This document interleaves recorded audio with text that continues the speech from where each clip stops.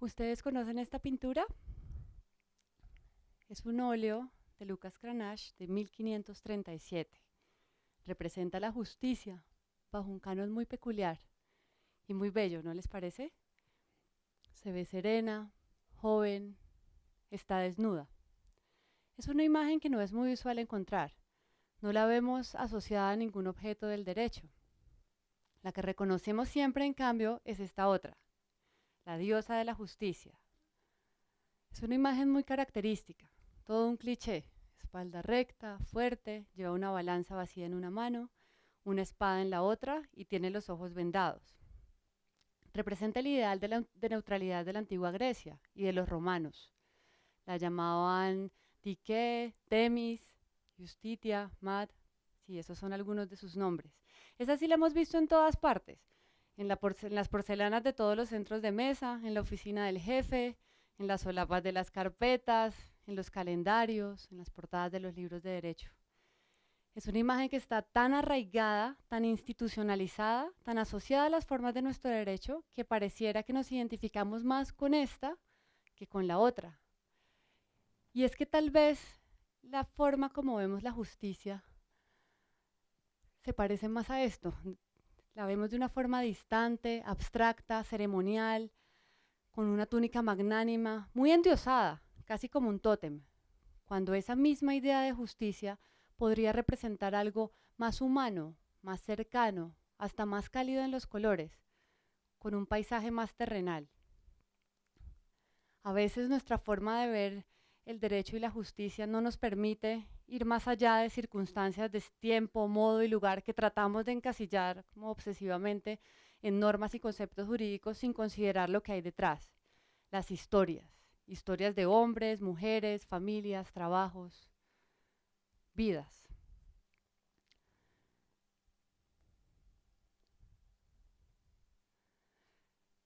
Muchas situaciones humanas, profundamente humanas, las podemos reducir muy fácilmente a estadísticas o a cálculos simples de pérdidas y ganancias.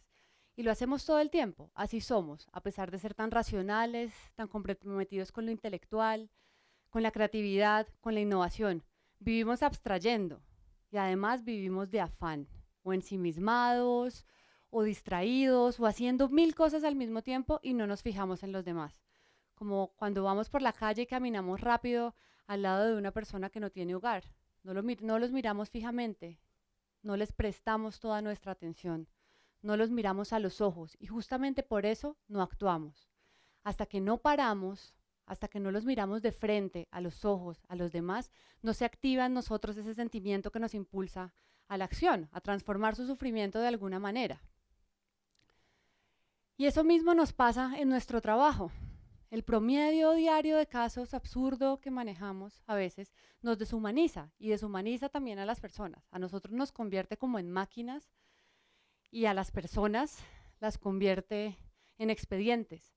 Estamos tan fatigados física y emocionalmente que se nos olvida que todos los días, muchas veces al día, los abogados tenemos un poder tan grande que podríamos provocar una catástrofe con la misma rapidez con la que podríamos traer una oportunidad.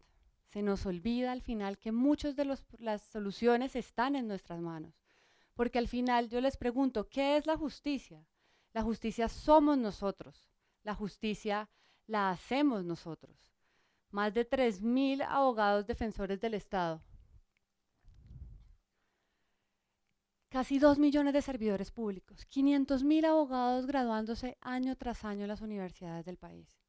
Si los abogados participamos en la creación de este problema, es nuestra responsabilidad también ayudar a resolverlo. Pero para eso necesitamos cultivar nuestra capacidad humana. El dominio y la técnica es tan importante como el sentimiento y la imaginación. Tenemos que romper ese paradigma en nuestras vidas de creer que como somos abogados tenemos que dormir con un código debajo de la almohada. No, podemos usar otras disciplinas, podemos usar el arte, la literatura, la poesía, las tragedias. Arriesguémonos a solucionar los problemas con creatividad, sin desgano. Usemos otras disciplinas. La lectura del derecho desde muchos ángulos, o lo que podría llamarse la mirada cubista del derecho, es posible y es urgente también.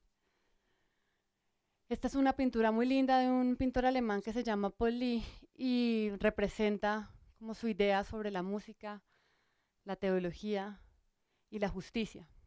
La literatura, por ejemplo, puede aportar muchísimo al razonamiento público, al razonamiento práctico, a la construcción de una cultura jurídica más humanista y tal vez con menos pretensiones científicas.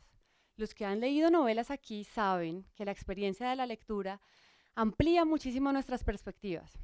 Nos permite ver la vida, nos permite aprender a ver la vida desde los ojos de otro, interesarnos en el bienestar de personas cuyas vidas podrían estar muy distantes de las nuestras. La literatura nos detiene en las historias.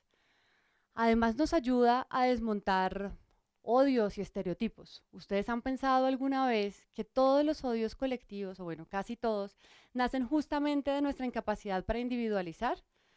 Casi siempre todos se basan en la atribución de características negativas a todo un grupo, como cuando pensamos en los presos como una masa de delincuentes y maleantes a los que hay que castigar, o cuando pensamos en los inmigrantes como una tropa de parásitos, o en los habitantes de calle como un grupo subhumano.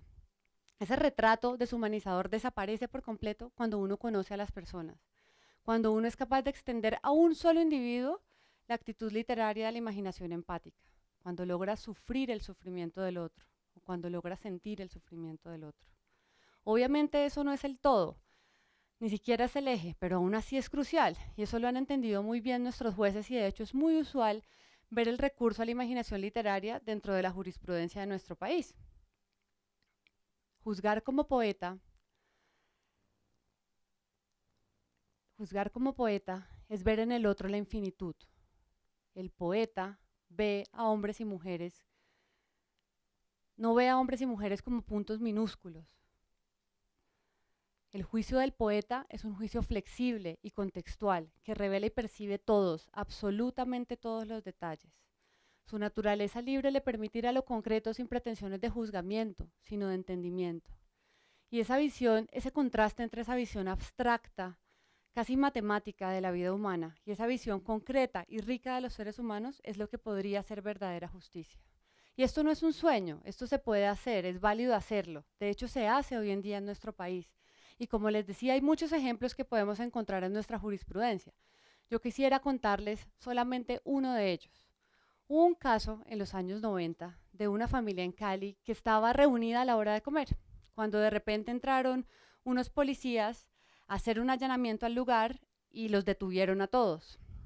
Algunos de ellos lograron escapar y contaron esta historia, pero a los demás se los llevaron a orillas de un río y les dispararon a quemarropa hasta matarlos. Cuando todo se supo, los policías se defendieron argumentando que sobre esa familia pesaban acusaciones muy graves de hurto, microtráfico y hasta brujería. La defensa del Estado, por su parte, argumentó que no era posible comprometer su responsabilidad por actos individuales que fueron cometidos por fuera del servicio. En el fallo de responsabilidad directa, el Consejo de Estado apeló a una poesía de Jorge Luis Borges que se llama Remordimiento por cualquier muerte, para enfatizar el concepto de dignidad humana y cómo su vulneración en una sola persona representa la amenaza para la vida y la libertad de toda la humanidad en general. Y quiero leerles el texto de la sentencia, del poema. Dice así: libre de la memoria y de la esperanza, ilimitado, abstracto, casi futuro, el muerto no es un muerto, es la muerte. Como el Dios de los místicos, de quien deben negarse todos los predicados, el muerto no es sino la perdición y la ausencia de mundo. Todos se lo robamos, no le dejamos ni un color, ni una sílaba. Aquí está el patio que ya no comparten sus ojos, allí la acera donde acechó sus esperanzas. Hasta lo que pensamos podría estarlo pensando él también. Nos hemos repartido como ladrones el caudal de sus noches y de sus días. Esta visión sobre la vida, la muerte y la dignidad reforzó la decisión del Consejo de Estado de reconocer los daños causados y las reparaciones, entendiendo que más allá de los perjuicios físicos y morales causados a las víctimas, se vulneró su dignidad humana y con ello se afectó a toda la sociedad en su conjunto. Yo les traigo este ejemplo para decirles que el derecho puede ser verdaderamente transformador cuando es guiado por un sentido del valor humano. En cambio, la racionalidad legal enceguece por completo si se limita a la técnica. El papel de la imaginación y de las emociones en el derecho no lo es todo, pero es importante para realizar la justicia en el mundo, para cambiar las vidas de las personas que muchas veces tenemos en nuestras manos. Como servidores públicos tenemos que estar dispuestos a servir, no a quedarnos en la inercia o en la vanidad. Abramos la cabeza y abramos el corazón, mostremos consideración con los problemas de los demás y comprometámonos a resolverlos. Recuperemos esa función social del derecho y rompamos ese odioso estereotipo del abogado insensible, ventajoso, demorado. Con nuestro trabajo cada día podemos hacer que el mundo sea un lugar mejor o peor. Si cada uno de nosotros transformara el pedacito que puede, entre todos podríamos cambiar las cosas y tenemos que actuar ya. Gracias.